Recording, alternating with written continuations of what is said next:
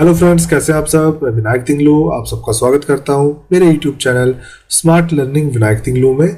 मेरी जो आज की वीडियो रहेगी माइक्रोसॉफ्ट एसेस पे रहेगी। टॉपिक रहेगा रिलेशनशिप्स।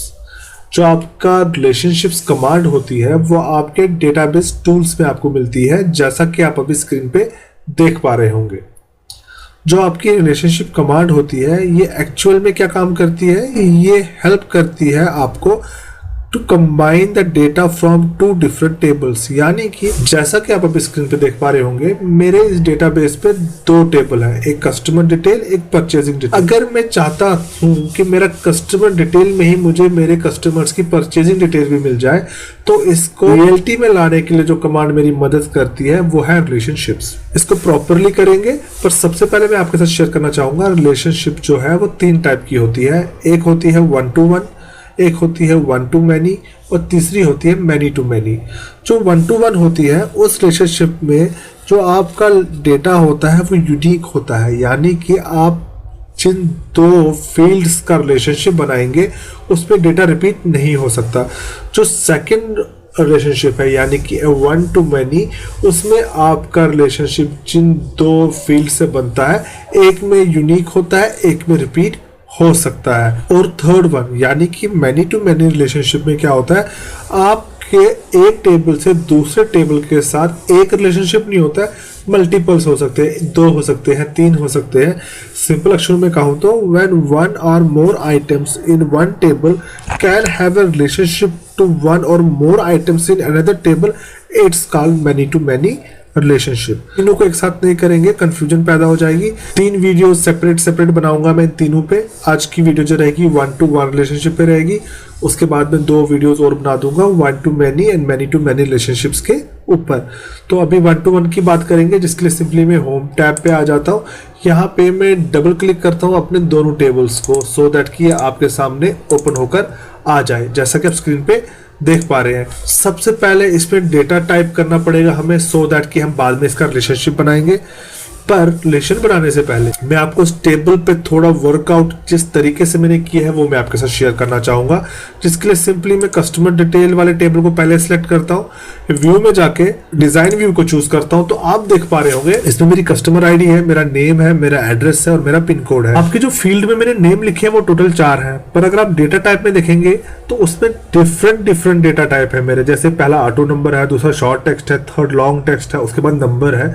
पर जिस चीज पे हमें ध्यान देना है इस पूरे के पूरे फील्ड में वो है हमारा कस्टमर आईडी, क्योंकि उसके आगे प्राइमरी की लगी है। जैसा कि मैंने आपसे कहा, आपके 1 to 1 रिलेशनशिप में यूनिक डेटा होता है, चाहे वो नंबर हो चाहे वो टेक्स्ट हो।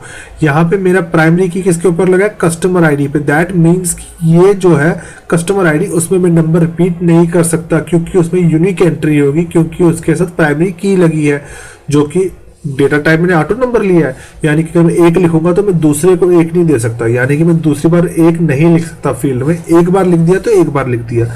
तो ये चीज आपने नोट करना है। बाकी नेम, एड्रेस, पिन कोड को आप अवॉइड कीजिए, सिर्फ कस्टमर आईडी पे ध्यान दीजिए। प्राइमरी की लगी है और ऑटो नंबर रखा है। अब मैं इसको कर देता हूँ फिर से डेटा शीट व्यू पे। अब हम चलते हैं परचेजिंग डिटेल पे, इसको भी डिजाइन व्यू में देख लेते हैं। तो इसमें भी मैंने कस्टमर आईडी लिया है, डेटा टाइप मैंने नंबर रखा है, वो मैटर नहीं करता, पर उसके आगे की लगी है, यानी कि प्राइमरी की लगी है। दैट मीन्स मैं इसको भी रिपीट नहीं कर सकता। नंबर हमें मैन्युअली टाइप करना पड़ता है, ऑटो नंबर ऑटोमेटिकली हो जाता है। फर्क सिर्फ इतना है। बाकी sale number, type of product, under warranty और अदरवाइज जो है वो डिफरेंट है, हम इसको भी अवॉइड करेंगे। सिर्फ प्राइमरी की वाली फील्ड जो है कस्टमर आईडी पे आप ध्यान दीजिए, यानी कि दोनों फील्ड जिनको मैंने प्राइमरी की लगाई है वो है कस्टमर आईडी। इतना ख्याल रखिएगा, जब रिलेशनशिप बनाएंगे तो आपके वो काम आएगा। आप कस्टमर डिटेल को ओपन करते हैं, यहाँ पे कुछ डेटा टाइप कर लेते हैं, सो दैट कि मैं आपको बाद में रिलेशनशिप समझा सकूं। नेम में पहला एक नाम लिख लेता हूँ, जैसे लाइक अपना ही लिख लेता हूँ, विनायक तिंगलू। जैसा आप देख पा रहे हैं, address Jammu, pin code 181818 suppose.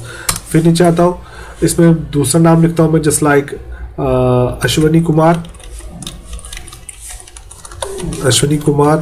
इनका एड्रेस दे देता हूँ मैं रियासी, पिन कोड देता हूँ 151515। एंटर करता हूँ। थर्ड वन लेता हूँ मैं ऋषभ शर्मा, एड्रेस दे देता हूँ कठुआ। और पिन कोड देता हूँ 101010। सपोज मैंने ये डेटा क्रिएट कर दिया, पर इनका जो कस्टमर आईडी है वो 456 से शुरू हो रहा है। इतना करने के बाद हम दूसरे टेबल को ओपन करते हैं, यानी कि परचेजिंग डिटेल को। इसमें कस्टमर आईडी पे हमें ध्यान रखने की जरूरत है। जैसे 1 2 3 यहाँ नहीं है, यहाँ 456 से शुरू हुआ है, तो यहाँ पे भी मैं कस्टमर आईडी को 4 लूंगा। जरूरी नहीं है 4 ले, आप इसको 6 ले लीजिए, मैटर नहीं करता, बस आपका उसके साथ मैच होना चाहिए। सेल नंबर में कुछ एक रैंडम नंबर ले लेता हूँ, जैसा कि आप देख रहे हैं। टाइप ऑफ प्रोडक्ट लिख लेते हैं, just like laptop, under warranty, yes और एंटर। फिर से इसको कोई नंबर लेते हैं, 4 ले लेता हूँ मैं अब, और 4 को लिख देता हूँ। मोबाइल नंबर जस्ट लाइक, इनमें क्या परचेज किया है इन्होंने, जस्ट लाइक डेस्कटॉप परचेज किया है।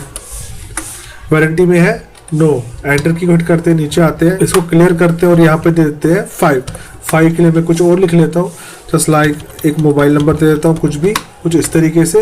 इन्होंने क्या परचेज किया, इन्होंने जस्ट लाइक परचेज किया टेलीविजन, जैसा कि आप स्क्रीन पे देख पा रहे हैं। और यस, ठीक है, वारंटी में आता है। मैंने सिंपल सी एग्जांपल लिया आपको समझाने के लिए, कुछ ज़्यादा लेंथी नहीं लिया, तो इनको करता हूँ मैं क्लोज। डेटा आ चुका है। अब मैं डेटाबेस टूल पे जब जाता हूँ, रिलेशनशिप पे क्लिक करता हूँ, तो आपके राइट साइड में ऐड टेबल्स ओपन होकर आ जाते हैं। अगर मान के चलते हैं आपको क्लोज है कुछ इस तरीके से और आपको शो नहीं हो रहा है, तो आप ऐड टेबल्स पे सिंगल क्लिक करेंगे तो यहाँ शो हो जाएगा।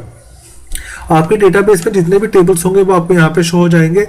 इनको यहाँ पे लाने के लिए, यानी कि इस स्पेस में लाने के लिए डबल क्लिक करें आप उन पे 1 बाय 1, तो ये दोनों आपके पास आ जाएंगे कुछ इस तरीके से, जैसा कि आप स्क्रीन पे देख पा रहे हैं। जैसा कि मैंने आपसे कहा, 1-to-1 रिलेशनशिप में यूनिक एंट्री होती है, रिपीट नहीं होती है। दोनों पे प्राइमरी की लगी है। जस्ट मैं इसको उठा के इसी कस्टमर आईडी के ऊपर ड्रैग कर दूंगा, तो ये मेरे सामने एक एडिट रिलेशनशिप्स का पॉपअप खोल देगा, जिसमें मुझसे ये कहता है क्या आप इन दोनों का रिलेशन बनाना चाहते हैं, क्या आप इस कस्टमर आईडी फील्ड का इस कस्टमर आईडी फील्ड के साथ रिलेशन बनाना चाहते हैं। मैं यस करूंगा, इन तीनों को चेक मार्क करूंगा। ये तीनों क्या करते हैं, ये आपके डेटा को कंसिस्टेंट रखते हैं। और आप नीचे देख सकते हैं रिलेशनशिप टाइप जो है मेरा 1-to-1 है, क्योंकि ये दोनों एंट्री यूनिक है ना। मैं सिंपली यहाँ क्रिएट पे क्लिक करता हूँ, मेरा रिलेशन बन चुका है, जैसा आप स्क्रीन पे देख पा रहे होंगे। तो इसको मैं यहाँ से अब क्लोज कर देता हूँ रिलेशनशिप को, क्योंकि मेरा काम हो चुका है। अगर आप मैं कस्टमर डिटेल पे क्लिक करूंगा तो आपको यहाँ पे एक साइन दिख रहा है प्लस का, जब आप इस पर क्लिक करेंगे तो आपको नीचे एंट्री दिखेगी कि जो 4 नंबर जो है हमारा कस्टमर आईडी, जो 4 हमारी कस्टमर आईडी है वो विनायक तिंगलू है, उनका एड्रेस ये है, उनका पिन कोड ये है और उनका सेल नंबर ये है। वॉशिंग मशीन ने ली है और वो अंडर वारंटी नहीं है, जैसा कि आप यहाँ देख पा रहे हैं। सिमिलरली आप अश्विनी कुमार का देख पाएंगे, सिमिलरली आप ऋषभ शर्मा का देख पाएंगे जो कठुआ के हैं, जिनका सेल नंबर ये है, लैपटॉप लिया था और वारंटी में है। और अगर आप ऋषभ का यहाँ भी देखना चाहे तो आप देख सकते हैं, ऋषभ को हमने लैपटॉप ही लिखा था 6। कस्टमर डिटेल में अगर आप 6 नंबर देखना चाहे तो हमें वो ऋषभ ही मिलते हैं, जैसा कि आप स्क्रीन पे देख पा रहे हैं। तो इस प्रोसेस को जो हमने आज भी प्रोसेस की है, इसे 1-to-1 रिलेशनशिप कहते हैं। नेक्स्ट वीडियो जब मैं आप सबके पास बनाकर लाऊंगा तो 1-to-many रिलेशनशिप की होगी। तो नेक्स्ट वीडियो में मिलते हैं। आई होप आपको ये वीडियो पसंद आई होगी। अगर आई है तो मेरे चैनल को लाइक, सब्सक्राइब और शेयर करें। Thanks for watching the video.